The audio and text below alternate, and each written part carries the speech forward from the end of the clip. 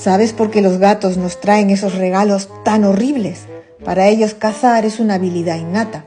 Los gatos domésticos ya no lo hacen para alimentarse, por eso o juguetean con la presa o nos la regalan, ya que saben que nosotros somos pésimos cazadores y necesitamos de sus regalos para poder sobrevivir.